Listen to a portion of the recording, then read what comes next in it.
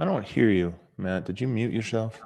On today's show, we'll talk about Nikola Jokic's path in EuroBasket as Serbia continues to dominate. Can anybody beat the Serbian national team? Plus, Jamal Murray is hanging out in Denver in the workouts, doing the runs. Also, Zeke Nnaji looks huge. It's about all that and more today on Locked On Nuggets.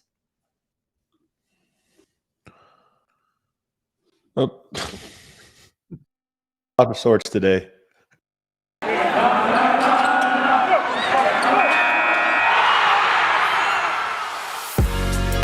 You are Locked On Nuggets, your daily Denver Nuggets podcast. Part of the Locked On Podcast Network, your team every day.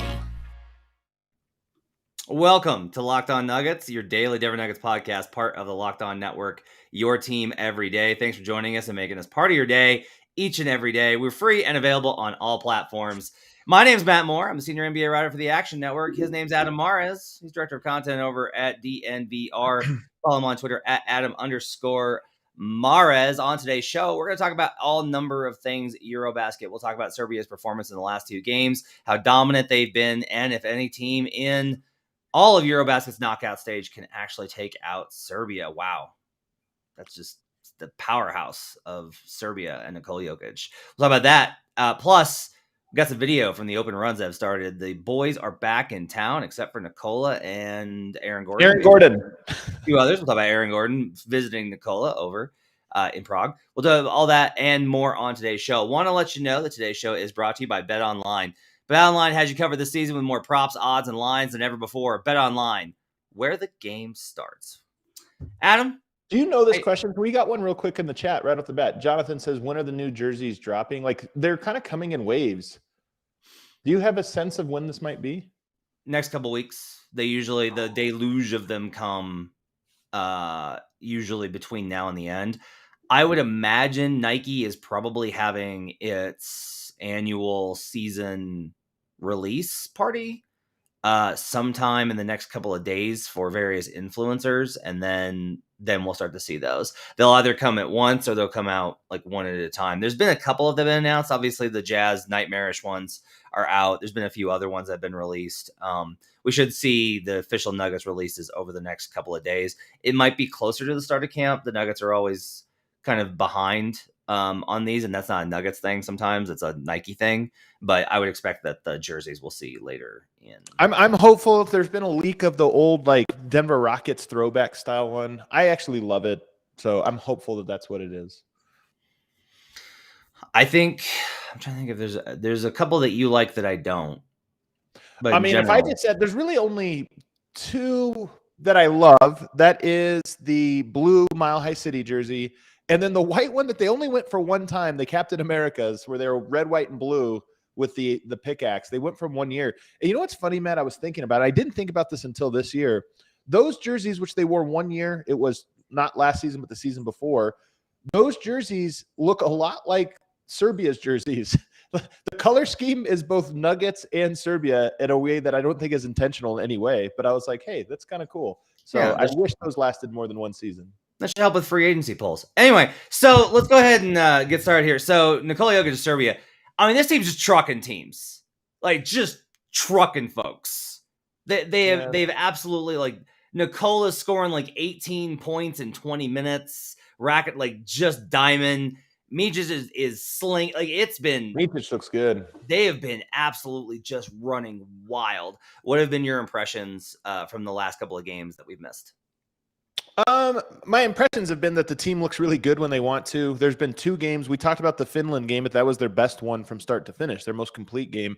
I thought this last one against Poland was probably the second most complete game. Yeah. And my takeaways are that they're a very deep team. I mean, Jokic is up. As you go further, the role players are going to look a little less. When you're playing bad teams, the second unit is going to dominate, especially if another team is bad and not deep as some of these latest teams have been. Even Israel, Poland. First unit maybe has a couple guys, whatever, but you get to the second unit, it's like, okay, they're pretty thin. Serbia, very deep, but they're dominant. They play together. They're tough. I think I'm curious to see, though, what it looks like when more is required of them, which is what we're going to see as early as Sunday when they go up against Italy. So I'm very impressed, but I would say I'm cautiously impressed. So Israel hung around mostly on the backs of like their 3-point shooting was especially like Yamadar was insane. He was incredible. He's impressive though, man. I was like really impressed with him. I really liked him. His dunks were great. He was hitting shots. He was really the one impressive. thing I'll say though about that game though, Matt, against Israel, that was the game. Like Serbia has actually had some bad injury luck or illness luck over this. That was the game they were most depleted. I think they were down 3.5 players with Lucic getting hurt halfway through that game. So they were like down 3.5 of their top 8 guys in that game. And they still won. So you're right that Israel tested them, but I still was impressed with Serbia in that game because I never felt like they were truly tested. It was more like, I guess we're going to have to try for a few minutes here. The whole idea of, you know me about, I always worry about sustaining levels of play, about you don't want to peak too early. Like I made this criticism of the Jazz a couple of years ago. I was like, you don't want to peak too early. Nikola's playing so damn well. I'm just like, save some, man. You got like 10 more months of basketball in front of you. He's so dominant in every aspect right now. You're talking about it over months, not in this tournament. I see. Yeah. No, like I think for EuroBasket, like it's good to be in that rhythm. I think for the time span of like trying to get. Yeah.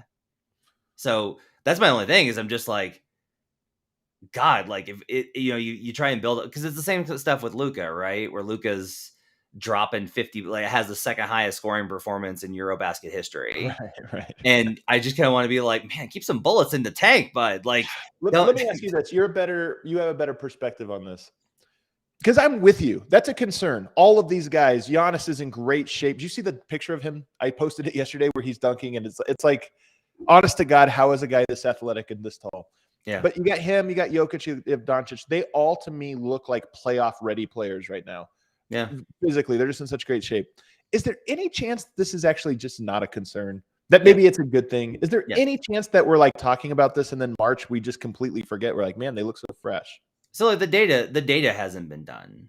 Like this is my thing is that. So like my big kind of anecdotal talking point is look what happened with the Bucks last year. Chris Middleton, Drew Holiday go right from the finals straight to the Olympics with no time off. Jokic had several months off. Right. They go into that. Then they go immediately from that back. Like they left from the celebration, the parade to get ready for Team USA. Played in Team USA, played in the Olympics, then immediately went back into camp. And then they get hurt early on in the season, and Middleton suffers the MCL like 8 months later, right? That's an anecdotal talking point. And this is something that this is why I'm so big on trying to find the nexus between what the data says and what the film says. So like I'm doing the Spurs right now, and the numbers are like, oh, wow, Trey Jones is really good in pick and roll. I did not just go, Trey Jones is a good pick and roll player. I was like, all right, let's go watch 300 possessions of Trey Jones, and let's see what this actually looks like. Right. Spoiler alert, Trey Jones is really good. Just really high on him, huh? He's really good. Has an exceptional floater. But anyway, so it's like you try to find this nexus. We don't have data. Like nobody's done like how many games have players that have played in EuroBasket specifically, right? Or even by month. That's really what I think about, right? Because so many of these international competitions like take place in August, and then they have the entire month of September off. Like one of my concerns a little bit is that it's like, oh, you're playing in September, hard basketball, high level competition, and then you're right into the season, which is just a grind. But maybe it's better. Maybe it's like you ramp up and then you ramp down in the regular season, honestly, right?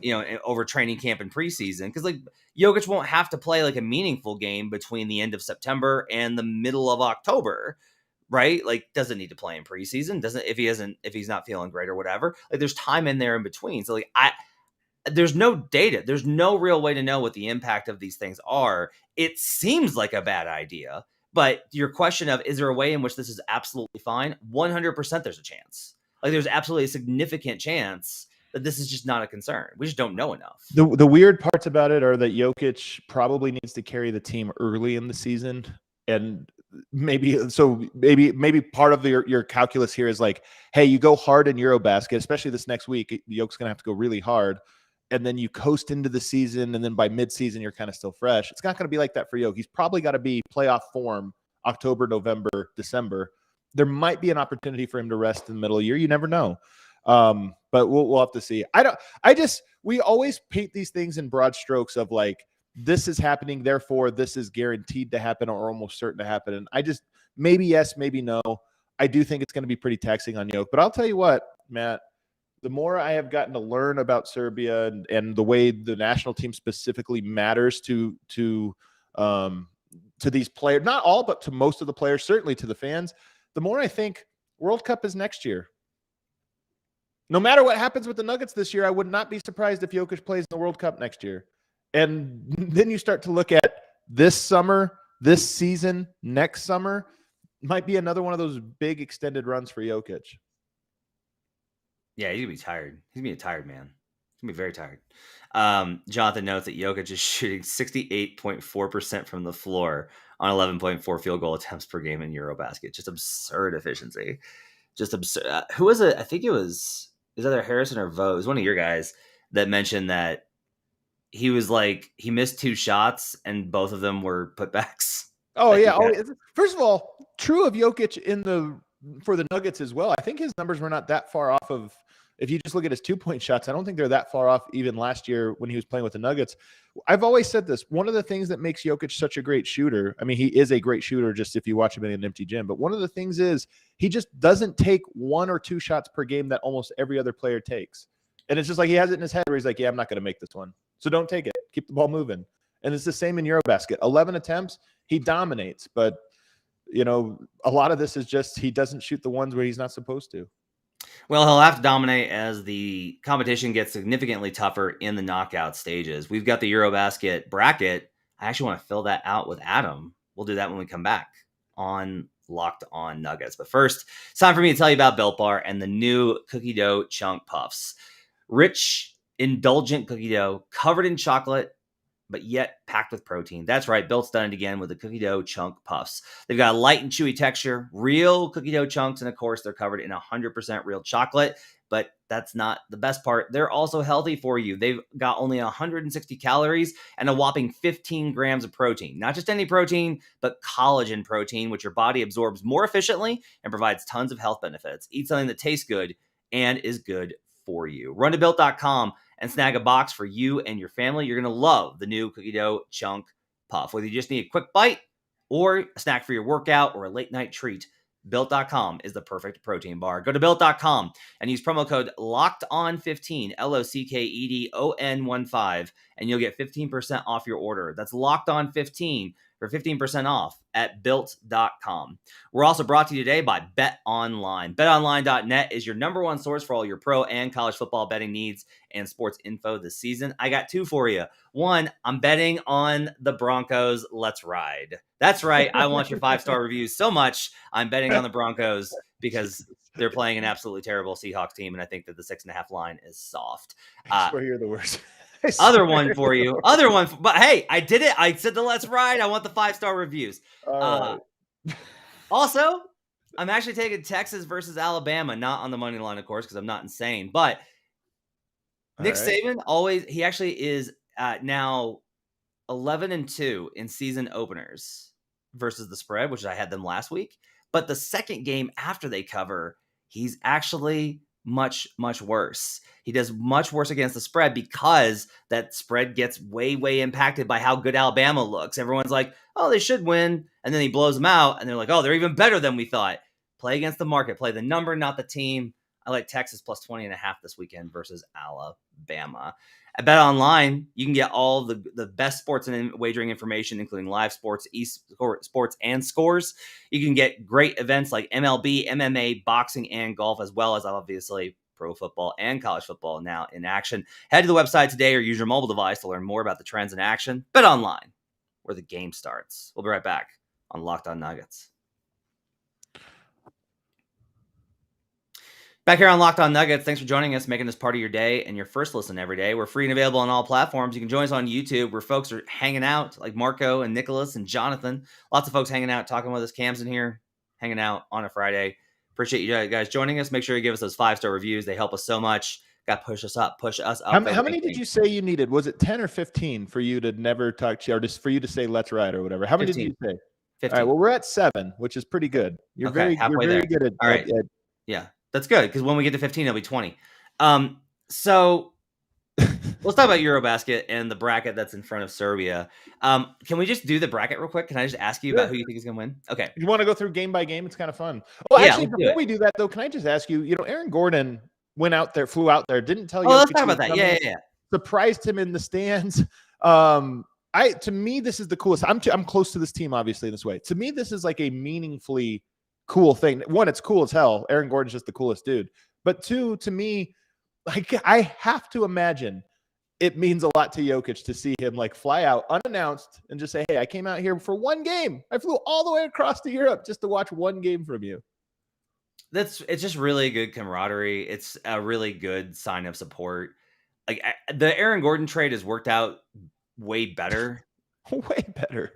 Even with all the injuries and everything else. Like when it happened, like before we were kind of like, I don't know, like he's, he kind of wants to be this other thing, and he's done all the work. He's been very and the fact that I think that there's the fact that there's camaraderie there, that he's got an investment in Jokic, because when the front office and coaches come, it's like, oh, that's cool, they really believe in me, but it's also like, yeah, because their jobs depend on me.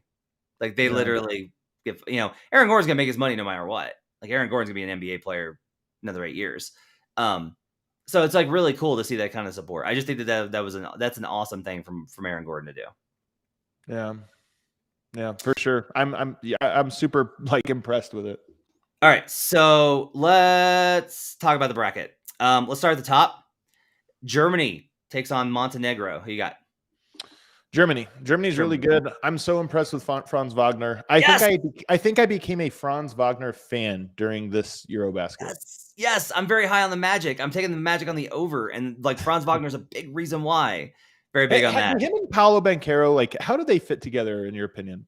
I think it's really good because I think Franz Wagner's a connector, and I think Paolo is an engine. Star, So now you have like an engine and a connector, and then you have Fultz actually run pick and roll. Positionally, like, is it 3-4? Yeah, it's 3-4. Yeah, Paolo's massive. You saw him at summer. Yeah, I know he's massive. I was more thinking Wagner is more of a like 4 than a 3, but I think Wagner can run 3. Okay. And then you've got WCJ, so you've got like competent guard play, the 3-4 combo of Wagner and Paolo, and then WCJ, who I'm exceptionally high on at center. Like, yeah, I know you. I'm a little bit less higher on Wendell Carter, but I do. Suggs, like, to me, is a guy that I'm very curious to watch his season now. And now that you give him 2 wings that are like intelligent players, I feel like Suggs is going to be even better playing with guys that connector pieces and smart players. So I'm high on the Suggs, Wagner, Banchero trio. The other pieces, we'll see. Yeah, they're gonna be good, but they'll be better. It'll be fun for sure. All right, Greece takes on Czech Republic. Greece in a blowout, although Giannis allegedly did roll his ankle, although that was also before yesterday's game where he jumped 20 feet in the air. So I guess the ankle's 20 feet. Yeah, that guy suffered a hyperextension on his knee and then dropped 50 in the NBA Finals game clincher. So not the phrase "built different" was built for Giannis. Yeah. I think it's like this is how LeBron used to do it. He'd roll an ankle real bad, and like over the course of the next 30 minutes, it would heal, and he would go from like limping to dunking. That's how Giannis is. Like a ankle sprain. How long is that? Typically 4 days to 2 weeks. For Giannis, 45 minutes. Yeah, sounds about right. Really good matchup here: Spain versus Lithuania. This is a great matchup. Man, this is a tough one.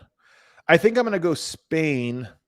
They play, I think, a smarter brand of basketball.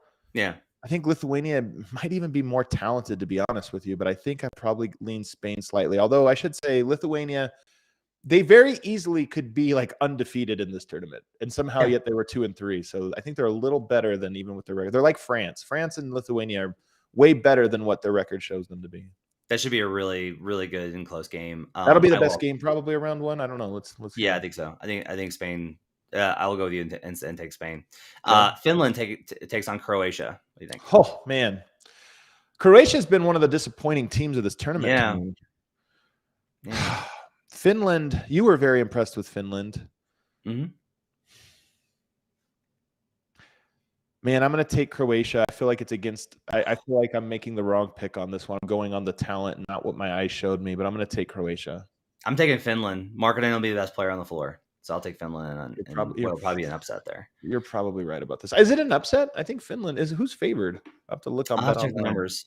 Slovenia versus Belgium. This should be easy. That's Slovenia by 30. Slovenia, man, has the easiest path. Easiest path to the finals in this. Yeah. Ukraine versus Poland. Whew. Doesn't matter. They're going to lose to Slovenia.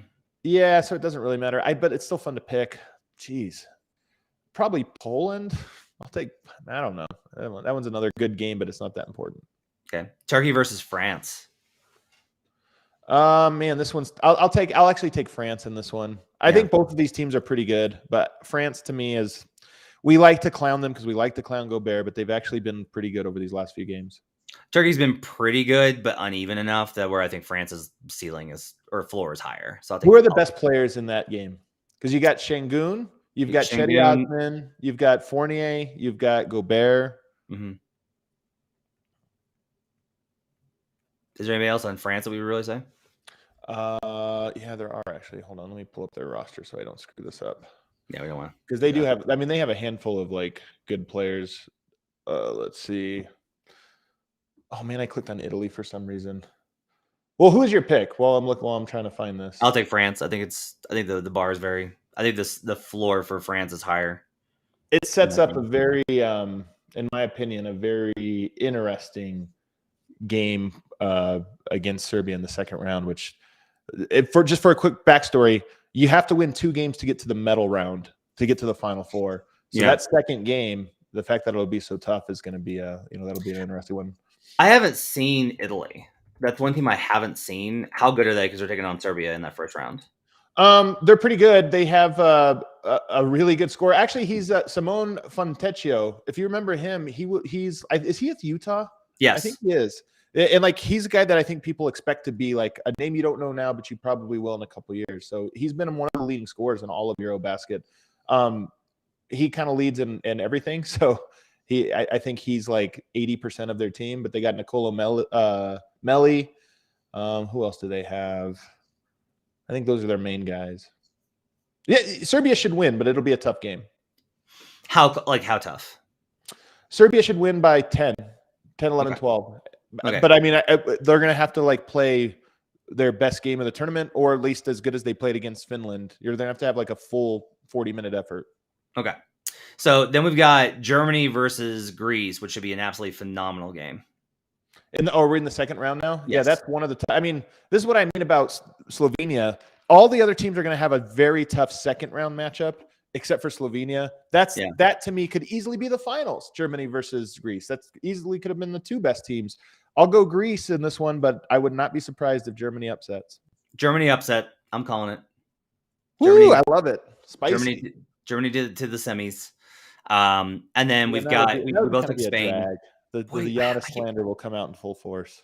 I keep coming back on Lithuania. Man, maybe they win that game versus Spain. Maybe we're just like basing that too much off of history. All right. But it'll be Spain versus Finland or Croatia. I think Croatia. I have Finland. Oh, you have Finland? Yeah.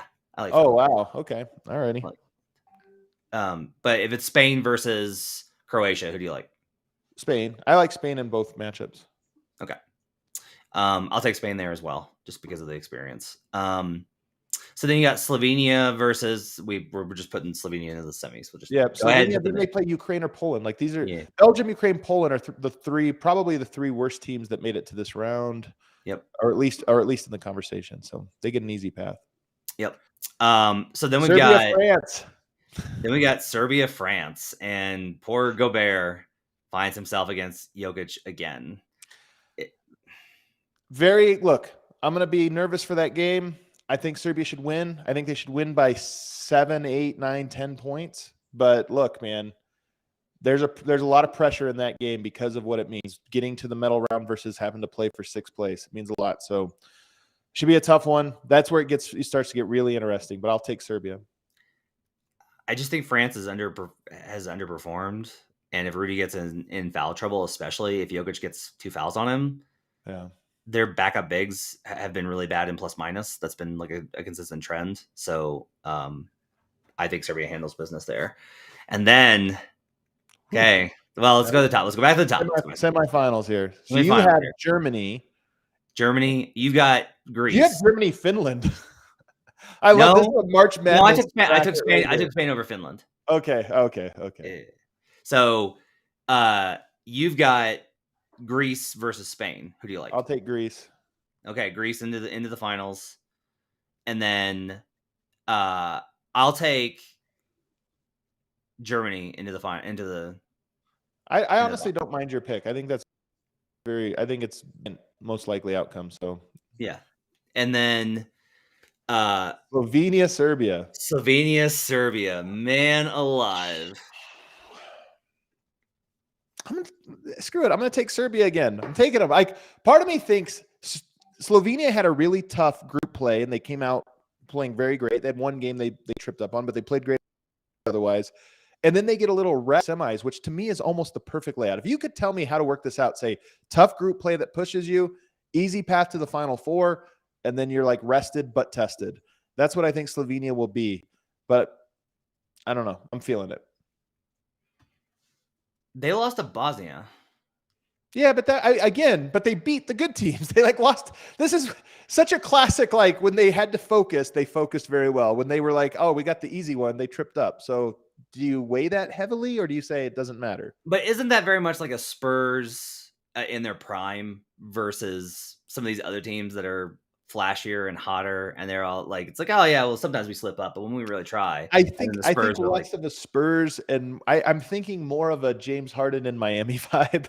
What I'm saying is, Atlanta Hawks. How did that happen? Well, I'm comparing Serbia to the Spurs.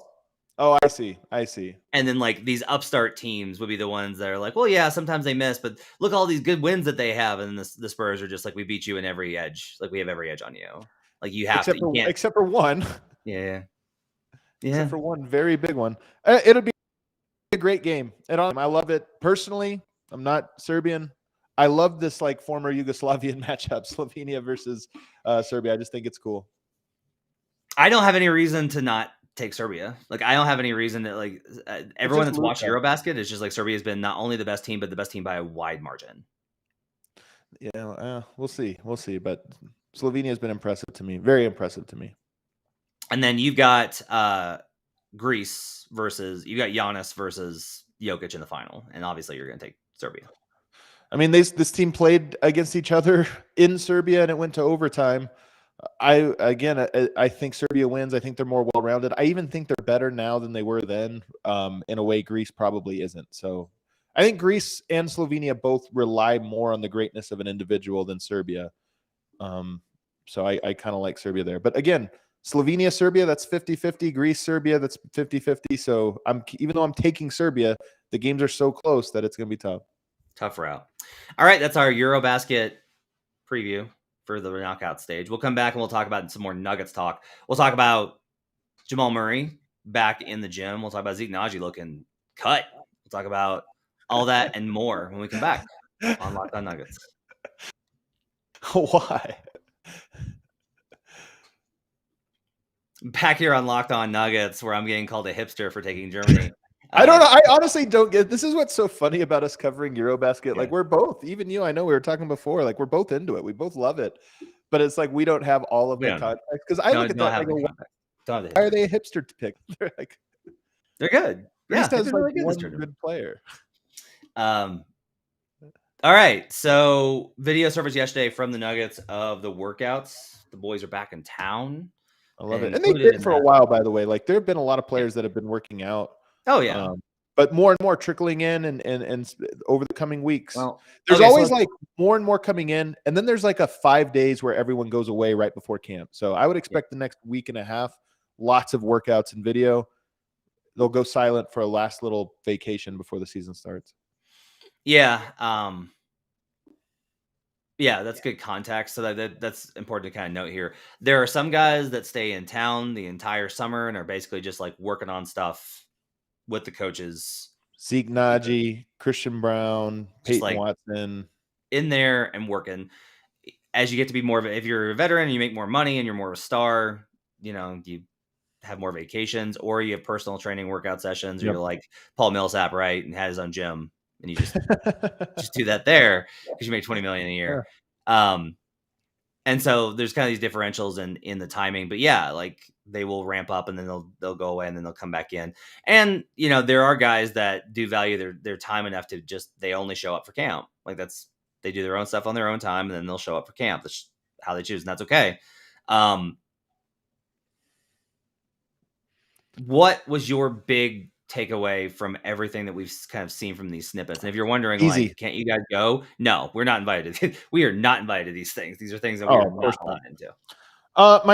This was an easy question for me. The biggest takeaway is Jamal Murray running live action. I don't know, full court, 5-on-5. I don't know. You could just tell they're playing live action scrimmages against Bones Hyland and the rest of the guys. And I just think that's so cool. I mean, we remember, Jamal is like, he's a competitive dude that I think when Bones showed up, one of the first things he did was challenge him to a free throw contest. You remember, like he couldn't move, he couldn't do anything. And he's like, hey, we have to compete in some way. I love the idea of Bones and Jamal getting to work out and run 5-on-5 against each other. Not in a mean way, just in a cool, like the first time. I imagine some of these runs are some of the first time Bones and Jamal Murray have gone up against each other. I think that's really cool. But I also imagine it's extremely important right now with Jamal Murray's ramp up that he gets these unofficial 5-on-5 lives that will become official 5-on-5s here in about 2.5-3 weeks. How much talk do you think there is going on there?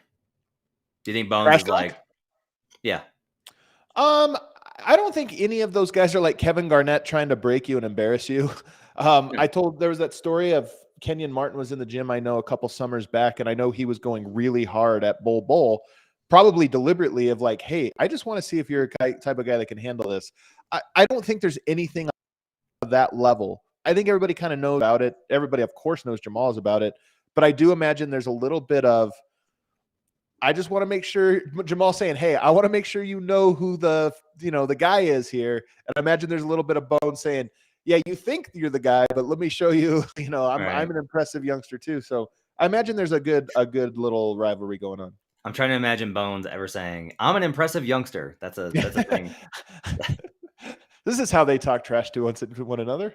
I really want, now I want Bones to change his Twitter handle to an impressive youngster, Bones Hyland. I'll tell you, my big takeaways from the videos are actually about some of the other guys. Zeke looks just monstrous. Yeah. It's muscle watch season for Zeke. He just looks totally muscle watch. If you are wondering about my assessment of the reserve front court, this is what I wanted to see. Like, this makes me a little assuaged. Really? Interesting. Yeah. Now look, it doesn't translate to play. Yeah. I don't worry about how Zeke Nnaji plays. I worry about his physical status. Because to me, he really tailored his body to play smaller, to play wing the last couple of years. He looks like a big. Like, now he looks like a big, which is what they need. Like, I've been worried about the difference between the front office being like, well, we think Zeke Nnaji can play a lot of 4 and 5. And then the coaching staff being like, he can't, like, we'll get killed on the boards. And so just seeing him be bigger and being capable of more physicality, that to me is like, that to me is promising. Yeah. That Zeke looks the way that he does. I think with him, I agree on all counts. I think with him, the thing I'm most interested in is, one, I think you gain confidence through experience, and especially extended experience. And his career has just been like Michael Porter's: start, stop, start, stop. I think for him, it would be really big for him to play 40 games in a row with real rotation minutes, just because that's where you gain some confidence. And number two, this is a weird thing to say, but the more I'm in the NBA, the more I think it matters. These guys come into the league at 19 years old. They don't really know who they are. They're growing up as people as much as they are growing up as basketball players.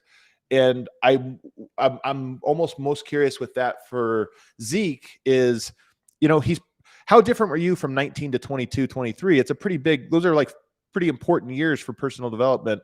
And I'm just kind of, I imagine that this is him in that capacity as well, which will aid him as a basketball player. So I'm just curious to see his confidence and his comfort level, I guess is what I'm getting at, his comfort level with sort of the path he's on and the journey he's on.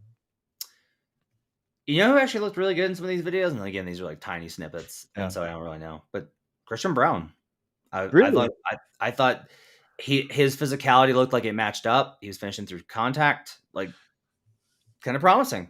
So the thing that's interesting here, you were asking about Bones and Jamal. Both good players, both going to play it, and I don't think there's a controversy in any way about that. Davon Reed has been in the gym the whole time. Christian Yeah. Brown's been in the gym. Those two guys, again, not a personal conflict, but it's very likely that only one of those guys is going to play minutes.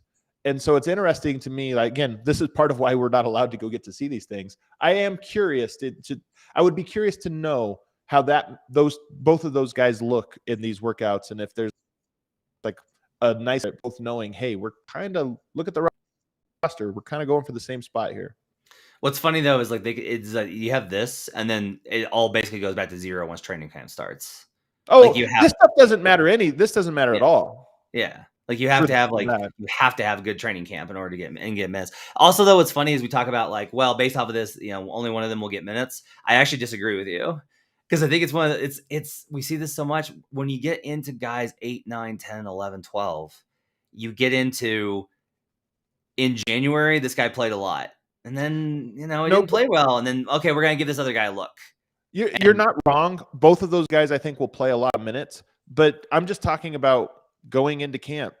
Yeah. We're going to create a starting five. We're going to create a next guys. I don't think it's going to be like you 8 are our bench guys in some order. At the end of training camp, there's usually all right, this is our rotation. And then injuries happen. But I'm just saying that's what you're gunning for is the default. I am the guy that goes here. The starting point, 10-man rotation. Yeah, I agree. Right. Yeah. It'll be interesting. It's in some ways they have better depth than they did last year. What do you think of this for Zeke? I love it. Maxi Kleber as his template. I agree with it. I love it. That's really good. That's a really good comment by David. That it says Zeke was moving his feet against LeBron well. I know what Nuggets need, but I've always said Maxi Kleber should be his template. That's a really good comp because Kleber's not necessarily like a dominant role guy on the roll. He's a pick and pop weapon. Really good one. But Kleber he's big enough to handle various assignments on the interior. Like Kleber's not an exceptional shot blocker, but he's good enough to be like, you don't worry about him just getting trucked inside. Right. Like just being, and again, the bar on the bench is very low. It seems sharper because of how bad last year's was. But really the standard is just like, hey, just play pretty good NBA basketball versus bench lineups for 10 to 15 minutes a game. Yep. That's it. And so the bar really should be lower. Okay, good show today. Thanks for joining us and hanging in with us. We'll be back on Monday with another show. Make sure to hit those 5-star reviews and subscribe and get the notifications on YouTube, and follow us on Twitter at Locked On Nuggets. Until next time, I'm Matt Moore for Adam Mares. Thanks for joining us on Locked On Nuggets.